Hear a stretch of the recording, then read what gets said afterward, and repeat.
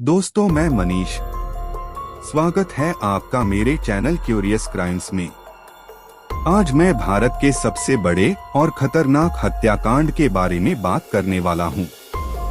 और जिस महिला की हत्या हुई वो कोई मामूली औरत नहीं थी, बल्कि हमारे देश की प्रधानमंत्री इंदिरा गांधी थी। पूरा कांड आपको इस वीडियो में सुनने के लिए मिलेगा। मेरे साथ वीडियो में लास्ट तक बने रहे। पर अगर आप मेरे चैनल पर नए हैं तो प्लीज मेरे चैनल को सब्सक्राइब करें। दिन था 31 अक्टूबर 1984, जब इंदिरा गांधी को उन्हीं के बॉडीगार्ड ने 33 गोलियां मारकर छल्ली कर दिया और उनकी मौत हो गई। इंदिरा गांधी की हत्या राजनीतिक ढंग से करवाई गई या उनके बॉडीगार्ड की आपसी दुश्मनी के कारण उन्होंने इंदिरा गांधी को मारा, आइए जानते हैं। जहां इंदिरा गांधी रहती थी उस जगह को एक सफदरजंग रोड कहा जाता था। उससे थोड़ी दूर उनका ऑफिस था जिसे एक अकबर रोड बोला जाता था। इन जगहों को आप याद रखना क्योंकि इन्हीं जगहों पर उनकी हत्या की गई। उसके बाद उन्हें 4 किलोमीटर दूर एम्स हॉस्पिटल ले जाया गया था। आज दिन है 31 अक्टूबर 1984 का। हर दिन की तरह सुबह होती है, पर थोड़ी अलग बात आज ये थी कि इंदिरा गांधी जहां रहती थी वहां एक बड़ा पुराना पेड़ था जिसे गिराने की साजिश की गई थी। और ये साजिश भी उनके एक खास गार्ड ने की थी जिसका नाम बेअंत सिंह था, जो कि 10 सालों से उनके साथ था और कई बार विदेशी मीटिंग में उनका सहायक बन के गया था। दूसरे गार्ड का नाम सतवंत सिंह था, जो कि सिर्फ 5 महीने पहले ही उनका गार्ड बना था। आज इंदिरा गांधी हर दिन की तरह जल्दी उठ गई क्योंकि उनका एक इंटरव्यू था आइरिस टीवी के एक जर्नलिस्ट के साथ, जो कि सुबह 9 बजे शुरू था और 1 घंटे चलना था। इंटरव्यू उनके घर से जो थोड़ी दूर उनका ऑफिस था, एक अकबर रोड पर था, वहां होने वाला था। इंदिरा गांधी नारंगी साड़ी पहनकर तैयार हो बाहर आती हैं। उनके साथ कुछ और लोग भी चल रहे थे। एक बात आपको बता दूं, उनके घर से रास्ता होता हुआ उनके कार्यालय तक जाता था, जहां वो पैदल चलकर जाने वाली है। बीच में 2 दीवार आती है जहां गेट के लिए जगह तो बानी है पर गेट नहीं है। उसी दीवार के दोनों कोने पर वो दोनों गार्ड बंदूकें लेके खड़े थे। उनके साथ जो लोग चल रहे थे उनके नाम है R.K. धवन, नारायण सिंह, नौकर नाथूराम और रामेश्वर दयाल। ये सारे लोग उनके साथ चलकर उनको ऑफिस ले जा रहे थे।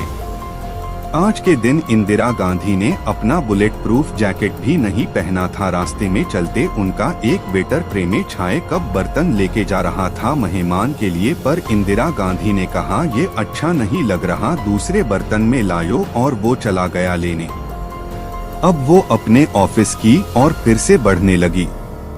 अचानक उनका एक बॉडीगार्ड बेअंत सिंह उनके सामने से आने लगा। उसको देखते ही इंदिरा गांधी ने हाथ जोड़कर नमस्कार किया क्योंकि वो उनका खास था और हमेशा उन्हें नमस्कार करता था, पर आज उसकी आंखों में सिर्फ उन्हें गुस्सा दिख। इससे पहले कोई कुछ समझ पाता, बेअंत सिंह ने अपनी .3 कैलिबर बंदूक से 3 गोलियां सीधा इंदिरा गांधी की ओर करके दाग दी। गोलियां उनकी छाती, कंधे और पसलियों में जा लगी और वो नीचे गिर गई। उन्होंने बोला भी था ये क्या कर रहे हो, और यहीं से एक बड़े पेड़ को उन्होंने गिरा डाला। बेअंत सिंह ने दूसरे गार्ड जसवंत को गुस्से से बोला गोली चला जल्दी, और अब उसने अपनी गन मशीन से एक के बाद एक 30 गोलियां दागी जो कि इंदिरा गांधी को लगी, और उनको बचाने के चक्कर में कुछ गोलियां रामेश्वरम दयाल की टांग पर लगी, जिससे वो भी गिर गए। गोलियों की आवाज सुनके उनके ऑफिस की तरफ से भागा एक पुलिसकर्मी दिनेश कुमार ये देखने आए कि गोलियां क्यों चली। तभी दोनों गार्ड ने अपने हथियार डालकर हाथ खड़े कर लिए और जोर से बोलने लगे हमें जो करना था कर लिया, अब तुम्हें जो करना है कर लो। उन्होंने इंदिरा गांधी से ऑपरेशन ब्लू स्टार का बदला लिया। अब ये ऑपरेशन ब्लू स्टार क्या है? इंदिरा गांधी ने सिखों के पवित्र स्थल गोल्डन टेम्पल अमृतसर को अलगाववादी के हमले से आर्मी की मदद से बचाया था, जिससे बहुत से सिख नाराज हो गए थे।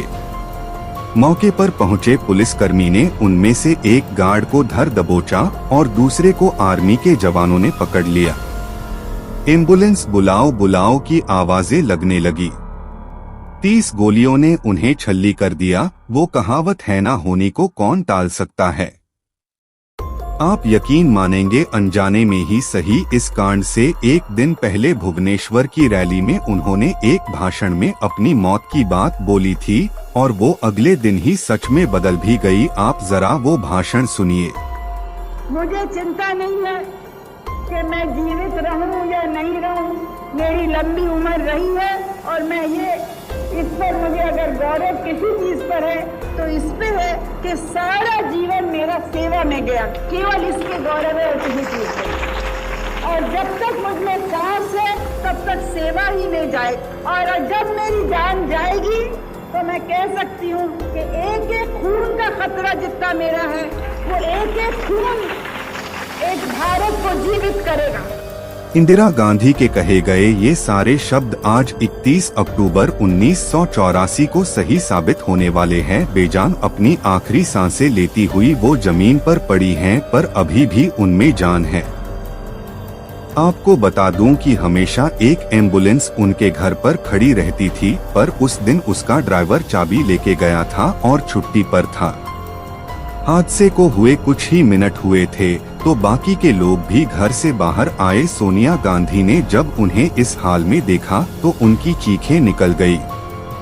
खून में सनी इंदिरा गांधी को जैसे तैस गाड़ी में बैठाया और सोनिया गांधी ने उनका सर अपनी गोद में रख लिया। इस सब में 3 से 4 मिनट और लग गए। जैसे ही सब हॉस्पिटल पहुंचे तो आज हॉस्पिटल में स्ट्रेचर भी नहीं था, बाहर अंदर से ढूंढ के लाना पड़ा। जैसे ही डॉक्टर की टीम ने उनकी हालत देखी तो उनके होश उड़ गए।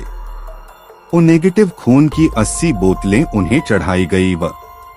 वह जिंदा तो थी पर बहुत ज्यादा नाजुक हालत थी और यह देखते ही देखते हॉस्पिटल में कांग्रेस के सदस्यों की भीड़ उमड़ने लगी। राजीव गांधी, जो कि दिल्ली से बाहर थे, तुरंत दिल्ली के लिए निकले। उस समय के राष्ट्रपति भी खबर मिलते ही दिल्ली के लिए निकल पड़े। सोनिया गांधी का बाहर रो रो कर बुरा हाल था। आने वाले कुछ और मिनट में इंदिरा गांधी की सांसें बंद होने वाली है। धीरे धीरे हर अंग काम करना बंद कर रहे हैं। एक दूसरे कमरे में बाकी नेताओं के साथ मीटिंग की प्रधानमंत्री मरने वाली है और राष्ट्रपति देश से बाहर है। इनकी हत्या की खबर अभी बाहर गई तो दंगे हो जाएंगे। ये देखते हुए पूरे हॉस्पिटल स्टाफ को एक भी खबर बाहर न जाने का ऑर्डर दे दिया। जब तक राजीव गांधी वहां पहुंचे इंदिरा गांधी मर चुकी थी और जिस बात का डर था वही हुई। मीडिया चैनल वालों ने 1 बजे तक हत्याकांड की खबर फैला दी और जब लोगों ने सुना सरदारों ने मार डाला तो दंगे भड़क उठे, जिसमें 8000 से भी ज्यादा सरदारों को मार और जिंदा जलाया गया और करीब हफ्ता 10 दिन तक चला, जिससे डर के सरदारों में विदेशों और दूसरे देशों में पनाह ले ली। एक तरफ तो प्रधानमंत्री की अंतिम विदाई थी और दूसरी तरफ दंगे अभी भी भड़क ही रहे थे। 3 नवंबर 1984 को दिल्ली के शक्ति स्थल में उनके बेटे राजीव गांधी ने उन्हें अग्नि दी, तब हजारों लोग रोए थे। तो ये था हमारे देश की बहुत बहादुर और सम्मानित और एक अच्छी प्रधानमंत्री का हत्याकांड, जिसे मुझे बताते हुए बड़ा दुख हुआ और आपको सुन के दुख हुआ होगा। हजारों से भी ज्यादा उन्होंने ऐसे काम और फर्ज अदा किए जो शायद कोई नहीं कर पाएगा। भगवान उनकी आत्मा को शांति दे। मिलते हैं अगली वीडियो में। कुछ जानना या कहना हो तो कमेंट बॉक्स आपके लिए है। मैं मनीष इजाजत चाहूंगा। धन्यवाद।